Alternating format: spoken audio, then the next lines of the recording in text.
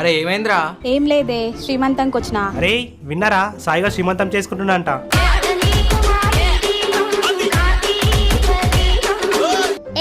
ఆడోళ్ళకేస్తారా శ్రీమంతం?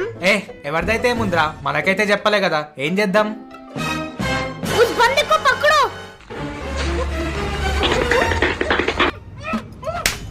ఇప్పుడు చేసుకోరా శ్రీమంతం.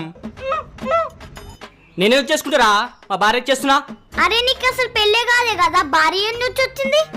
అంత పెద్ద స్టోరీరా. అసలు ఎవర్రా అప్సరసా?